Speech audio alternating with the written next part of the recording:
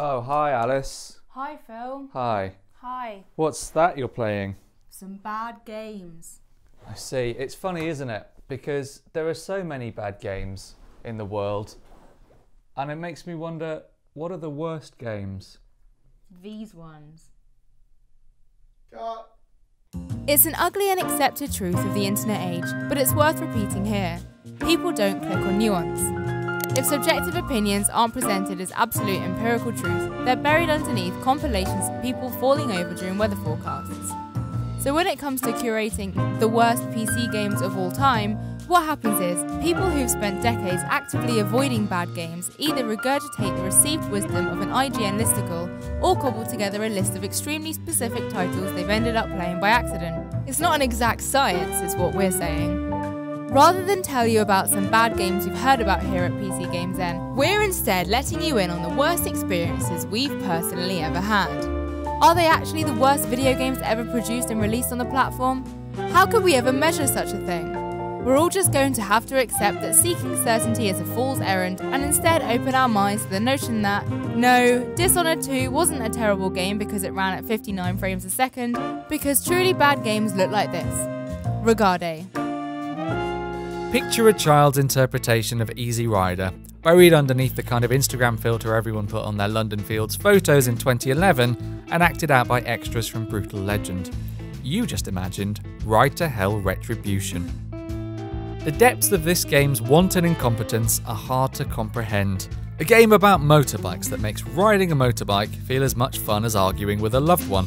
A game that punctuates punishingly dull narrative beats with lolloping polygonal horrors having dead-eyed sex with each other in psychopathic silence. As if rendering some tits somehow earns it the countercultural relevance of the 70s cinema movement it yearns to summon. A game in which even being able to see your mouse cursor on the screen seems too much to ask. Thanks to a wildly misjudged plot that aims for yesteryear macho and lands at clumsy misogyny, is also more offensive to listen to than a Jim Davidson stand-up set leaking through someone's headphones on the tube while they flip you the bird. The most interesting thing about the game, really, is its development. What were Eutechnics thinking?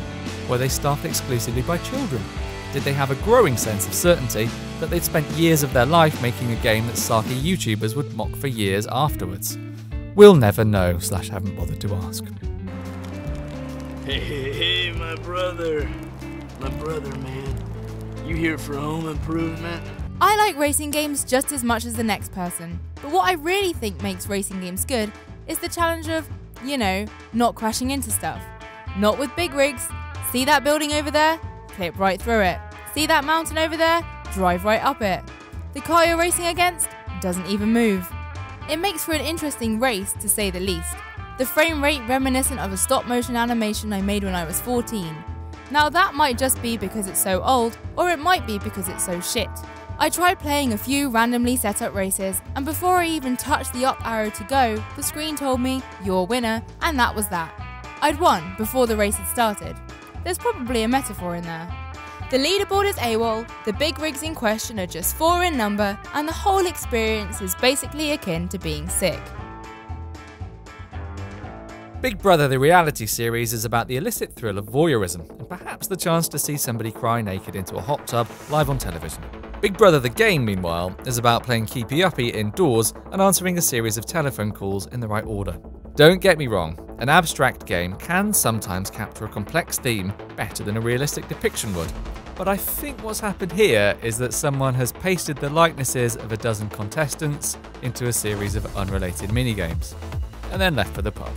And how are those mini-games? Well, let's just say that one of them asks you to keep the rain off a washing line using an umbrella, and every time you lift the brolly, the entire game freezes. Honestly, if this is what we come up with when given total freedom, bring on the surveillance state.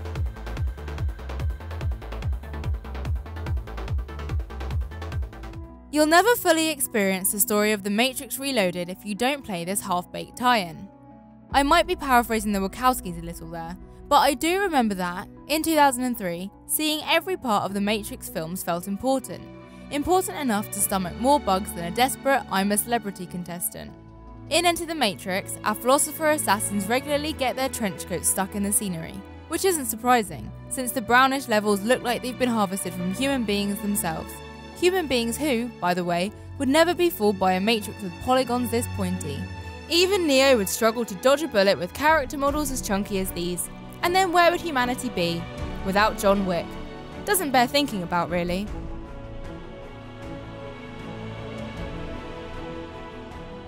Yaiba Ninja Gaiden Z occupies that unenviable status between, some people reckon it's alright actually, and so bad that PewDiePie's played it.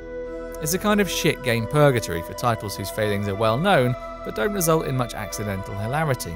The problems really are twofold. On the one hand, every combat encounter is arranged in a series of increasingly difficult waves that you need to start again from the beginning if you die during. On the other, the game's an absolute mess of broken camera work and fudged controls featuring enemies who intermittently spit acid all over the screen. What happens when the two combine? Yeah, a load of absolute bollocks. If I wanted to watch myself stumbling from one cack-handed melee encounter to the next, or covered in dubious liquid, I'd get hold of the CCTV footage from my local off-license, thank you. Aren't you a miserable piece of Shit! Get the fuck off of me! This next entry is a game that frankly defies description. It should have an epilepsy warning, and it did actually make me question whether or not you can develop epilepsy from such games. You can. I didn't. Randy Barmer, Municipal Abortionist, is not a game for people who develop migraines easily either. So there's all your health warnings out of the way. Let's talk about this trippy, unusual, and downright awful game. You start off moving a yellow bus around a bridge where oncoming red cars just crash into you without hesitation. Each crash flips the controls, and it's so easy to be hit by a barrage of cars all at once, making you unsure which way is up. If by some miracle you complete this level, you then become Big Ben and are promptly shot into space. There you'll have to crash into objects as you keep trying to go further into orbit. The smaller Big Ben is, the harder it is to steer. Hang on. Yellow buses. British landmarks. Where is this game set? Why am I in space? After zooming around in the void for a bit, I keyboard smashed and ended up being a small man surrounded by floating baby heads, trying to pop multicoloured bubbles. If you get through that, welcome to the creepiest thing ever. A baby's face surrounded by baby hands and mouths. Time to go and get a bit of fresh air, I reckon.